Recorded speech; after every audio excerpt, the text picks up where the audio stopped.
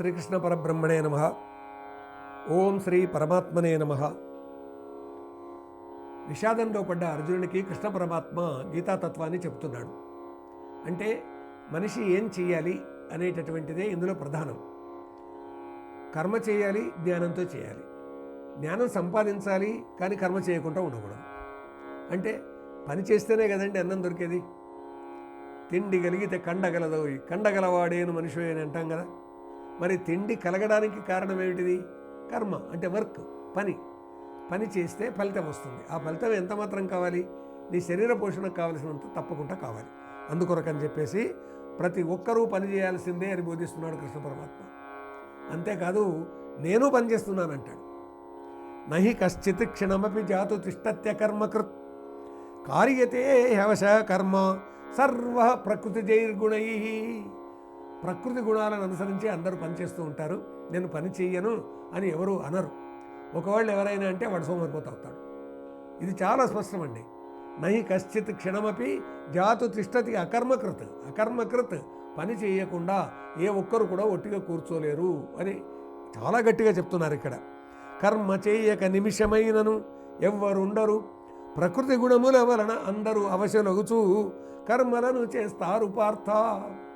ఓ పార్థ, ప్రకృతి గుణాలను అంటే ప్రకృతి అంటే సహజమైన తన గుణాలను అనుసరించే అందరూ కర్మలు చేస్తారు. చూడండి, కళ్ళు చూస్తున్నాయి, చెవులు వింటున్నాయి, నాసిక ఆఘ్రానిస్తుంది, నాలిక రుచి ఏంటో తెలుస్తుంది, గాలి పీలుస్తున్నాడు, మనిషి మాట్లాడుతున్నాడు, మనసులోకి ఆలోచనలు వస్తున్నాయి, తాను నడుస్తున్నాడు, నలుగురితో కలుస్తున్నాడు. ఇవన్నీ కూడా రోజు చేసే కర్మలేనండి. గాలి పీలవకుండా మనిషి ఉంటాడా? తినకుండా మనిషి ఉంటాడా? నడవకుండా ఉంటాడా? మాట్లాడకుండా ఉంటాడా? తాను ఆలోచనలు చేయకుండా ఉంటాడా? ఆ ఆలోచనలకు అనుగుణంగా మాటలు చెప్పకుండా ఉంటాడా? నేను ఏమీ చెయ్యను అని ఎవ్వరూ అన్నా ఒప్పుకోవాల్సిన అవసరం లేదండి. అందుకే నహి కశ్చిత్ క్షణమపి, ఒక్క క్షణం కూడా మనిషి కర్మ చేయకుండా ఉండడం లేదు. జీవ పదార్థం ఉంది అని అంటే పనిచేస్తున్నాడనే అర్థం. ఒకవేళ ఈ ప్రాణం, ఆత్మ, చైతన్యం, స్పిరిట్, శక్తి అని ఏదైతే మనిషిని నడుపుతున్నదో అది వెళ్ళిపోతే చెప్పలేం, అంతే. కాబట్టి ఇదంతకాలం ఈ శరీరం శివం శివం శివం, ఇది పోతే ఇంకో మాట. కాబట్టి అందువల్ల గాలి పీలవడం కానీ, తినడం కానీ, మాట్లాడడం కానీ, నడవడం కానీ అన్నీ కర్మల కిందకే వస్తాయి. అందరికీ కర్మ అనివార్యం. రెక్క ఆడితే బుక్క ఆడుతుంది, బుక్క ఆడితే డొక్క నింతది అని ఓ సామెత అండి. జానపదులు చెప్పుకుంటుంటారు.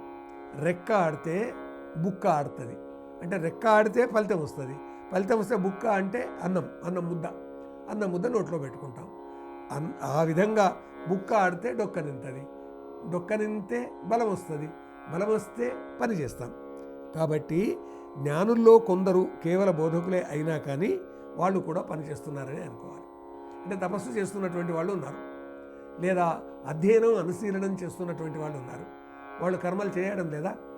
నిరంతరం కర్మ చేస్తూనే ఉంటారు. అంటే ఒకవైపు తమ అధ్యయనం కొనసాగుతుంది, స్వాధ్యాయం కొనసాగుతుంది, లేదా ఇక్కడ మునుల తపస్సులు కొనసాగుతాయి. కాకపోయినట్టయితే నిరంతర పరిశోధన కొనసాగుతుంది. కానీ తమ కర్మ తాము చేస్తూనే ఉంటారండి. అంటే కర్మ చేస్తూ చేస్తూ చేస్తూ వాళ్ళు ఆ కర్మ ఫలితాన్ని తాము కోరకపోవచ్చు, ఎందుకంటే జ్ఞానులు కాబట్టి. ఆ ఫలితం జనతా జనార్దన ఉంది అనొచ్చు, అందరికీ చెందని ఈ ఫలితం అని అనొచ్చు. అందువల్ల అజ్ఞాని కూడా కర్మతత్వం తెలుసుకుంటే చాలు బాగా పనిచేస్తాడు అని దీన్ని బట్టి మనం గ్రహించాలి. జ్ఞాని కూడా తాను కర్మ చెయ్యాలి అనేటటువంటిది తన పని తాను చేసుకుంటాడు కదా. చూడండి, గాంధీ గారు, వినోబాబావే గారు, వీళ్ళంతా కూడా తమ బట్టలు తాము ఉతుక్కునేవాళ్ళు, తమ పనులు తాము చేసుకునేవాళ్ళు, తమ ఇంటిని తాము శుభ్రం చేసుకునేటటువంటి వాళ్ళు ఎంత జ్ఞానంతో ప్రపంచంలో విషయాలు చెబుతున్నా కానీ తమ పని తాము చేసుకోవడం అనేటటువంటిది ఉందండి. అదేవిధంగా అట్లాగే కర్మ, జ్ఞానము ఈ రెండు కూడా ఒక రకంగా చెప్పాలంటే ఒక బండికి 2 ఎద్దులు లాంటివి, ఓ బండికి 2 చక్రాలు లాంటివి. కాబట్టి మనిషికి 2 కూడా చాలా అవసరం అనేటటువంటిది ఎంత గొప్పగా కృష్ణ పరమాత్మ చెప్తున్నాడు. కర్మేంద్రియాలను అణచివేసి విషయ చింతన చేస్తే మాత్రం తప్పు అన్నాడండి. అంటే చేయాల్సిన పనులన్నీ ఆపేసి ఇక తాను భోగాలను గురించి ఆలోచించడం మాత్రం కూడదు అని చాలా గట్టిగా చెప్తున్నాడు. అప్పుడేమైపోతాడు? మనిషి పతనమైపోతాడు. తాను తప్పు చేయకుండానే మనసుతో తప్పు చేసిన వాడు అవుతాడు. కాబట్టి అలాగ చేయకుండా ఏది ఆలోచిస్తున్నాడో అది చెయ్యాలి. కర్మ జ్ఞానము ఈ రెండింటిని కలిపి ముందుకు నడవాలి. ఆ విధంగా వ్యక్తిత్వ వికాసానికి దోహదం చేసేటటువంటి పనిగా దీన్ని మనం భావించాలి. ఓం యత్ర యోగేశ్వర కృష్ణో యత్ర పార్థో ధనుర్ధరః తత్ర శ్రీ విజయో భూతి ధ్రువ నీతిర్మతిర్మమ. స్వతంత్ర భక్తి యూట్యూబ్ ఛానల్ ని సపోర్ట్ చేయండి. మీకు ఈ వీడియో నచ్చితే లైక్ చేయండి, మీ స్నేహితులకు శ్రేయోభిలాషులకు షేర్ చేయండి, మీ అభిప్రాయాలను కామెంట్ చేయండి. సబ్స్క్రైబ్ చేయడం మాత్రం మర్చిపోకండి. మరిన్ని వీడియోల కోసం బెల్ సింబల్ ని ప్రెస్ చేయండి. స్వతంత్ర భక్తి ఛానల్ ప్రేక్షకులకు ధన్యవాదాలు. స్వతంత్ర భక్తి YouTube channel. Please like, share and subscribe.